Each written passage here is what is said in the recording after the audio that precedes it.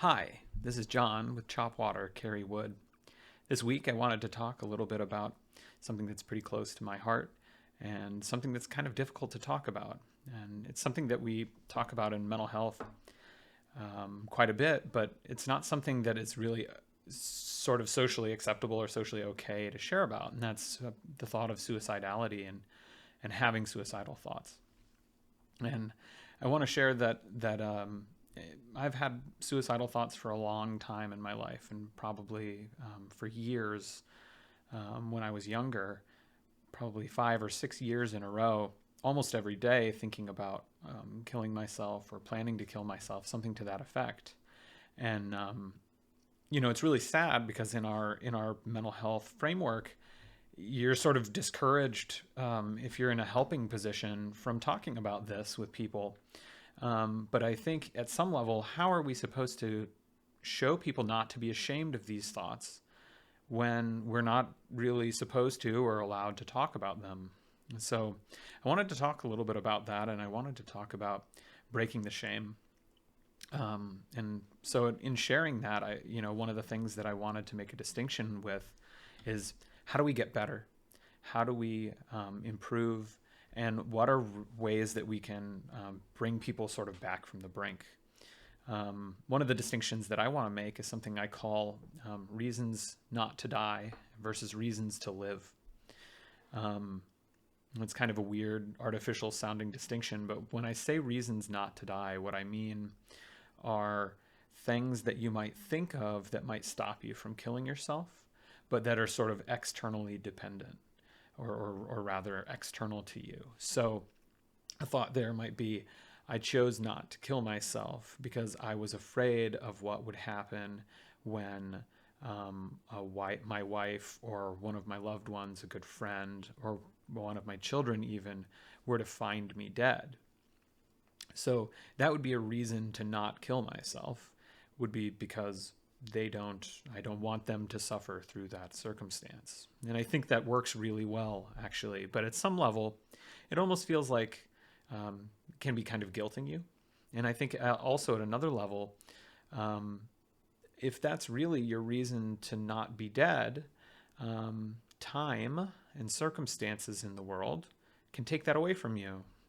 I don't want to think of these things, but what if my wife or children were to die of some sort of accident?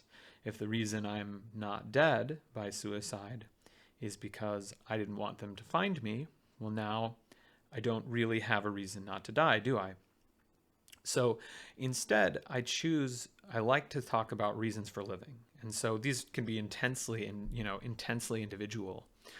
It could be, that you really want people to be able to live their life free to figure out who they are and to connect with themselves. It could be that you really want to cure cancer. It could be a whole number of things. And I'm not here to sort of begrudge any of them, but I also want to say something very particular about this notion of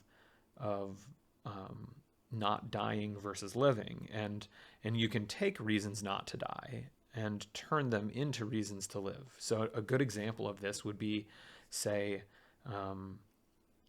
thinking of my son and what would he want for me? Now, what kind of life would my son want for me? Or what kind of life would my friends want for me? Now, they could be dead, and I can still ask that question, right? So say you were, and I ask this sometimes about myself with two of my friends who killed themselves when I was in medical school. What would they want for me?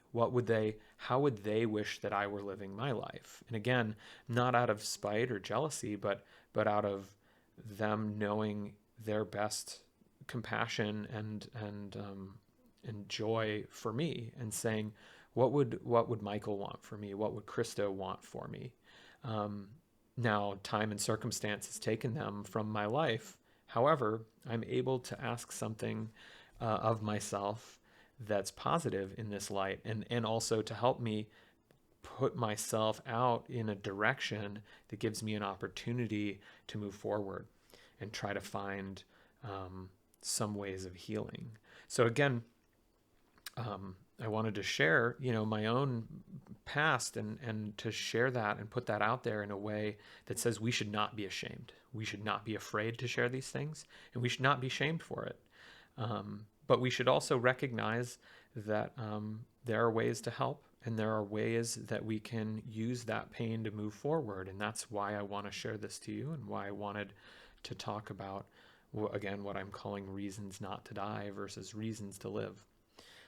So I know this is kind of a difficult one, but thanks for sticking with me, and thanks for coming back, and I hope to see you back soon. Thank you.